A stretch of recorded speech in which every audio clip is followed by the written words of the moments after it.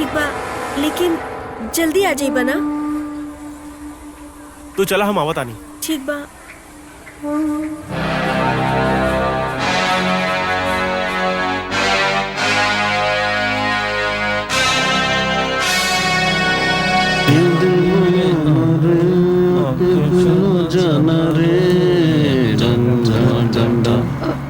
गोपाल, ये हम लोग कहाँ जाता नहीं? तू तो कहत रहला कि तोहार मोहल्ला करीब में बा।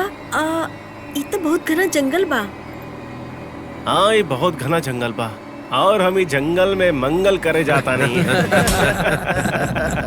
का मतलब बा तोहार? मतलब ये बाकी आज के रात ये जो डांडिया नाच बा वही जंगल में ही करब।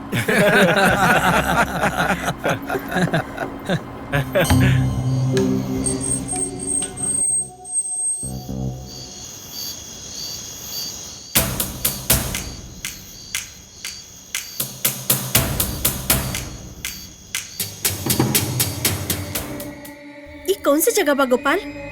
तू हमरा के कहाँ लेके आयल बा? चला एजा से वापस चला। चलब, जरूर चलब।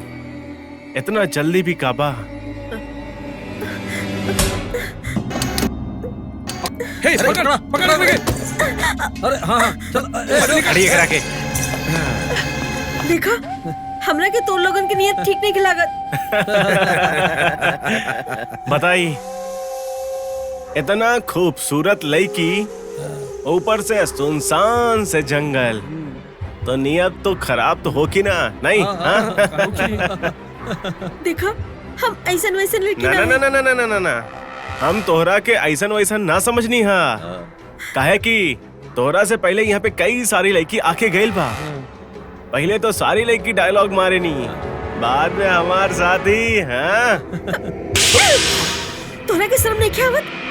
ऐसन घिनौना हरकत करत भाई? ई पवित्र परंपरा के अपन घिनौना हरकत से गंदा करत भाई?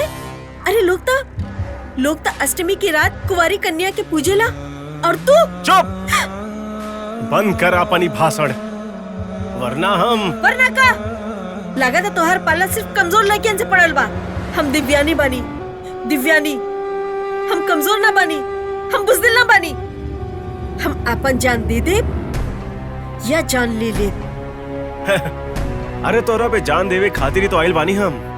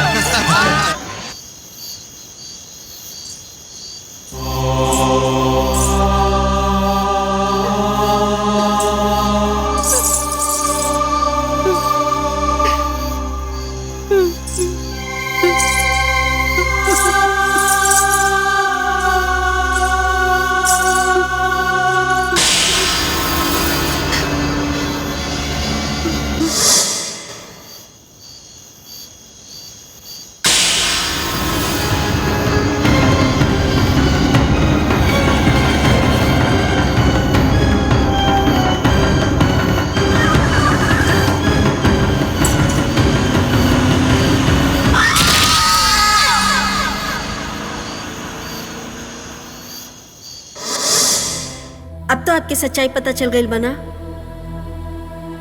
वो लोग ई काम इतना सफाई से कहीं नहीं कि ना तो केहू के हमार गायब हो के खबर मिलल और ना ही उनके मुजरिम होए के। काहे कि हमरा के मार के वो फिर से फंक्शन में चल गई नहीं। हमरा दुख त एह बात के बा कि तोहार कातिल आज भी आजाद घूम रहल बाड़े। हाँ, अब उनका नजर रंजीता पे बा। कहा? रंजीता पर? रंजीता पर? हाँ, ई सच बा। ई काम तो आजे रात हो जात अगर दीपक अपन रास्ता न बदल ले रहा था, तो वो हाईवे पे दीपक और रंजीता का इंतजार करत रहे। अगर आज हम आपके रास्ता न रोकती तो वो आपके जान ले लेती और रंजीता का बलात्कार करके ओकर भी जान ले लेती। वो लोगन के अब भी मंसूबा पूरा ना भइल बा। वो अब भी आप दोनों के इंतजार कर रहल बा। हमार आत्मा के शांति ना मिली। हमार आत्मा भटकता। हमार आत्मा इंसाफ चाहता रही। हमार आत्मा ई नवरात्रि के त्योहार में अपराध करे वाले गोपाल और उकर साथियन जैसे हर गंदा इंसान से बदला लेवे चाहता नहीं, ओकरा के खत्म कर देवे चाहता नहीं। हम उ चारों के ऐसन सजा देव कि अब एकरा बाद कोनो लड़का ई तरह के घिनौनी हरकत, ऐसन घिनौनी हरकत केहू लड़की के साथ करे के हिम्मत ना करी। लेकिन एके खातिर हमरा के दीपक के साथ चाहिए। हमार?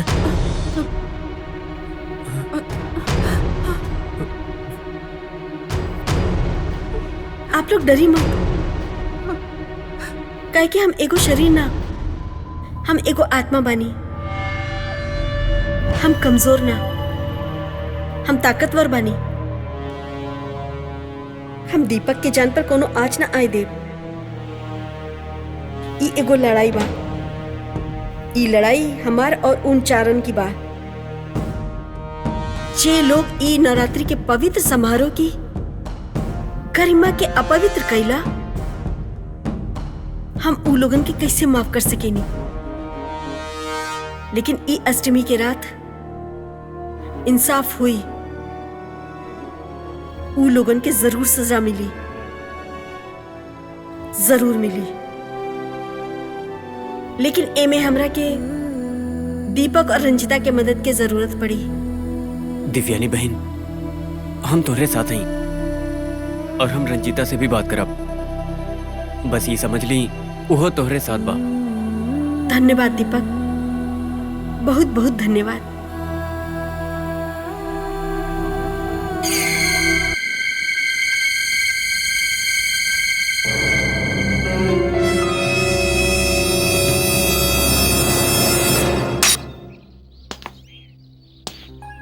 शांत रहा भाई, शांत रहा। अरे गोपाल, वो कल वाला रात अब तक हमारे समझ में ना आई। हमने पूरा रात वहाँ खड़ा रहनी, पूरा रात, और पता ना वो लोग कौन रास्ता से निकल गए। अब जौन भी रास्ता से गए सही सलामत घर पहुँच गए। हमरा के तो लगा था कि दीपक रंजीता के कहीं और ले गई बा। खूब मजा कैले होई दोनों। बस रात गईल, बात गईल, लेकिन आज आखिरी रात बा और आज हमके रंजीता के कोनो भी सूरत में हासिल करे के बा। समझला? कौनो भी हालत में। आके कैसे? ये सब सोचल हमार काम बा। हाय गोपाल। अभी सच में रंजीता की आवाज बा या हमार कान बजता? अरे तोरे का, हमने सबके कान बज रहल बा। हाय।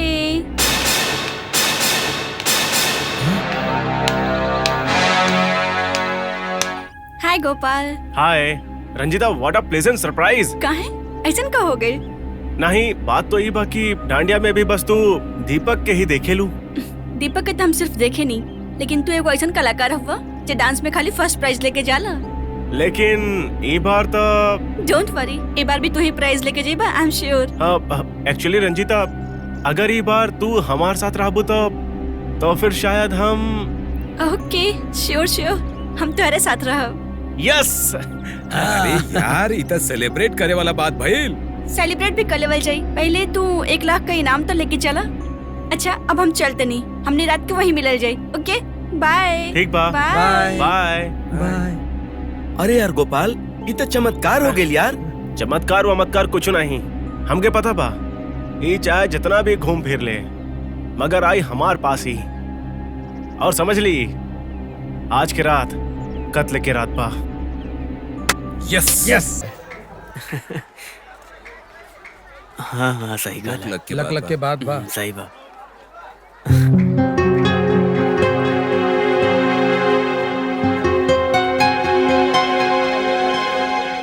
हाय रंजीता। हाय। अरे हाय। तू चला चली लावा अपन डांडिया हमका दी। कहाँ है? अरे आज हम तुम्हार डांडिया से नाचब ओके और तू हमार डांडिया ले ला। ओके।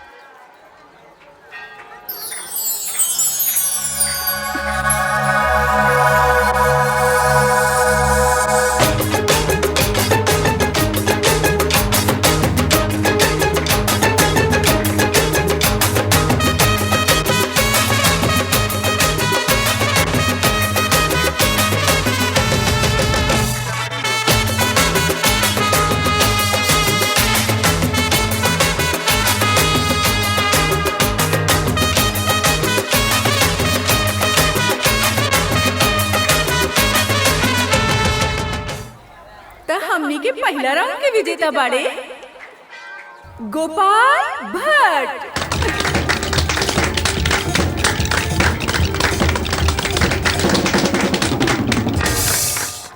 कांग्रेचुलेशन गोपाल, तू बहुत ही बढ़िया खेले। थैंक यू वेरी मच। Thank you.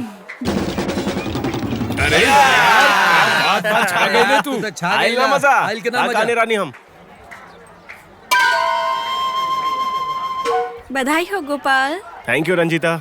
हम तो से कहले रानी ना, अगर तो हमारे साथ बाड़ू तो फिर तो जीत तो हमारी होगी। हाँ हम तो बाने तेरे साथ। एक्चुअली रंजीता थोड़ा सा एक बात करे के बा। दरअसल हमार मोहल्ले में एगो डांडिया के छोटा सा प्रोग्राम बा और वहाँ के लोग चाहे नहीं कि तू वहाँ थोड़ी देर खातिर आ जाई। और हम बिना तोरा से पूछे वो लोगन से हाँ भी कह देनी है। देखिए रंजीता, ना मत कहिए हाँ, हमारी इज्जत के सवाल बा प्लीज। मगर ये फंक्शन छोड़ के हाँ वहाँ ज्यादा टाइम ना लगी, 5 ज्यादा से ज्यादा 10 मिनट और गाड़ी में जाए के बा, गाड़ी में वापस आवे के बा। मगर हमने के जाए के कैसे अगर लोग देखी हैं तो? तू एगो काम करी, तू चुपचाप से बाहर आ जाई, हम गाड़ी के पास तुम्हारा इंतजार करता नहीं। ओके ठीक है। ठीक बा। Bye bye. Bye. Are you comfortable Ranjita? या वेरी कंफर्टेबल। लेकिन तू ऐसे काहे पूछला? ऐसे ही बस तू अब तक ये ना पूछ लो कि हम आखिर जात कहाँ बानी। जब तू हमारे साथ बाड़ा तब पूछे के का जरूरत बा? हम तो तोरे साथ चल पड़ल बनी, तू जहाँ लेके जेबा हम वहीं जाई। अच्छा, आर यू श्योर? या वेरी मच श्योर। हमके तो ये जंगल, ये वीराना, ये सुनसान जगह कुछ ज्यादा ही पसंद बा। हमके सब बहुत पसंद बा। सच। तोरे सर के कसम।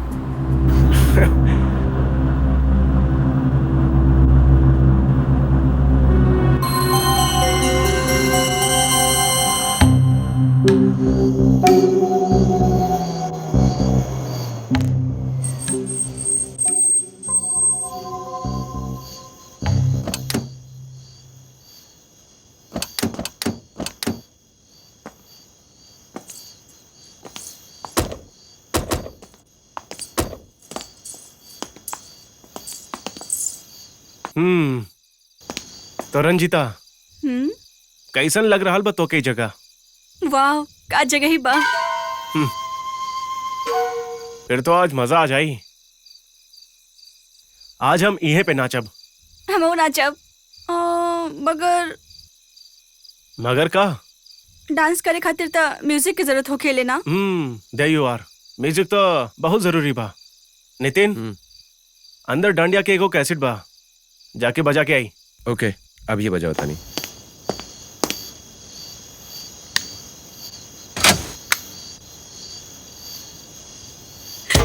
वाओ